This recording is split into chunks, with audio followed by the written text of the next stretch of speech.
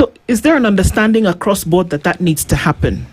Because it would appear as though the judiciary might feel otherwise by then saying that operations will continue tomorrow as normal, having taken into or not consideration what the LSK has said as of last week.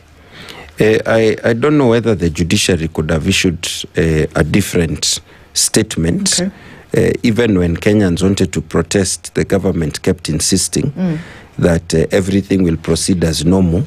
Then on the day, the roads were obstructed. I think the judiciary probably felt they needed to issue that statement. But we are directly appealing to judges and judicial officers that we have already issued a communication to the judiciary.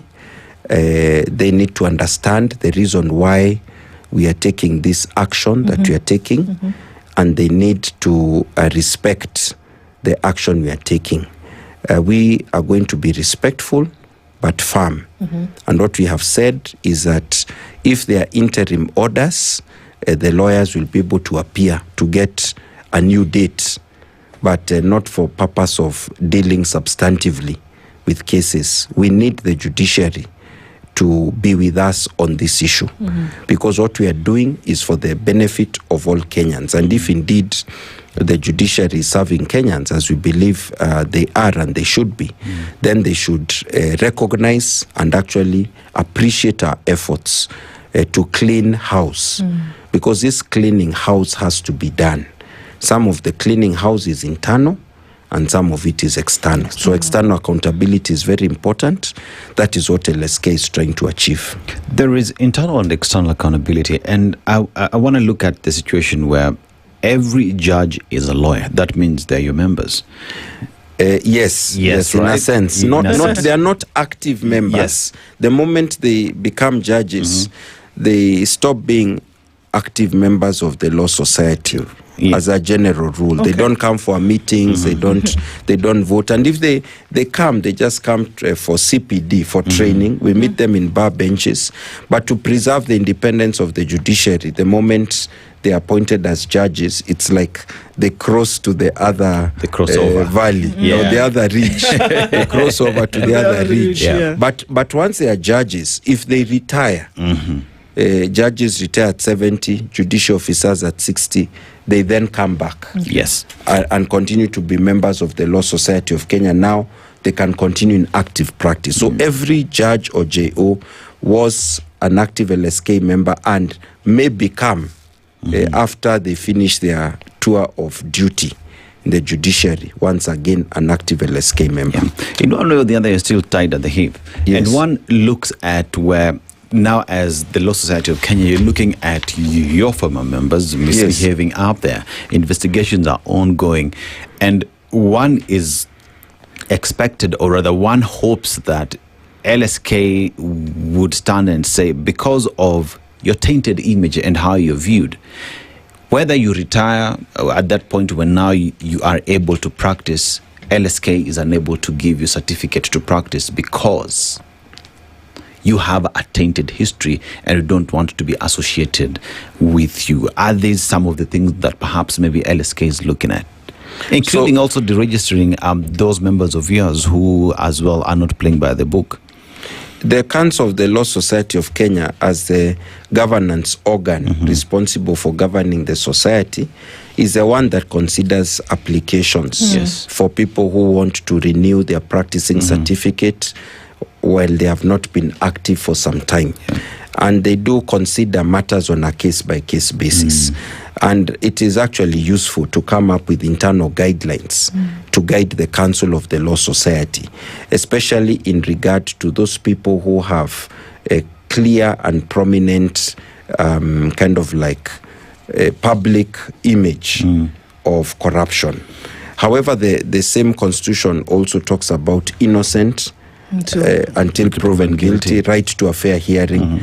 And the Law Society as the foremost defender of the right to fair hearing under Article 50 and the right to fair administrative action under Article 47 of the Constitution. Of course, we have to extend the same grace to our own members. And that is why precisely we want to unblock those mechanisms for fair administrative action like JSC, and for fair hearing, like courts or the tribunals that sometimes are formed to investigate the conduct of a judge after JSC determines that a tribunal should be formed. We want to unblock them so that they happen in an environment of fairness. And then if somebody is found innocent, then the reputational harm that they have suffered is taken away. And if they are not found innocent, then they face the consequences. So that's what LSK is going to do. So to come back to your question about how we deal with either our own members or even people who are in the judiciary, who then come and want to take out a practicing certificate, our role as LSK Council is first and foremost to ensure that the mechanisms for accountability are in effect, they are working, the processes are working, and then to respect the constitutional rights of our members as they are going through those processes, which means you are entitled to practice for as long as you are going through the process. But if you use certain mechanisms to then obstruct those processes of accountability, where there is a strong perception of influence, because this is your colleague in the judiciary that has given orders in your favor, then now we need to come up, speak strongly about it, so that we bring to an end that practice. So what do you think, beyond stopping tomorrow and beyond sending a message or the appeal to say that we need to pay attention to some of these matters, that this boycott of the courts countrywide tomorrow will achieve? It is already achieving quite a bit, even right now as we are speaking, because it is raising attention to these important matters. Tomorrow we are also going to share with advocates a link through which they can give us feedback, including on allegations of misconduct and also performance. Performance is positive or negative. And I think when you receive feedback, it should never just appear in the negative sense. Some feedback is to compliment or to appreciate the very great work of some judges and judicial officers. For several years, I was the chair of Nairobi Legal Awards Trust, and we used to ask our advocates to give us feedback on a few judicial officers that they had identified as exceptional service. And we'd get the feedback, and based on the feedback, would determine who is a judge or judicial officer who's doing well, so that we could also appreciate them. So when I talk of feedback, feedback should be viewed 360 degrees. In fact, most feedback, 80% is expected to be positive or appreciative, but still, it's feedback that helps you to get better. When I used to teach in a law school, we used to get feedback from students every semester. And that feedback was very helpful. They would aggregate the feedback from the students and tell you you've scored 3 out of 5 regarding punctuality.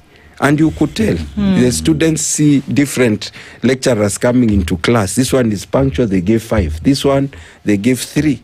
So it meant you needed to improve punctuality. They would assess you on things like preparedness. How have you been prepared for the class? Because the students can tell this lecturer is not even prepared. Their notes are yellowing notes that they've used for the last 4 years.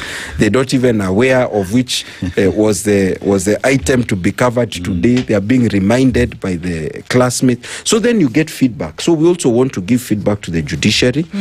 That feedback will give to both the judiciary and JSC. Once we get the feedback, this is going to be something we'll be doing regularly. Then we'll use our structures to ensure that the feedback is implemented. And where it is clear information about corruption allegations, then we'll ask JSC to process it. And the Judicial Service Commission, we have told them that they also need to build up on their investigative capacity. JSC is meant to both receive and process complaints on one hand, and on the other hand to investigate on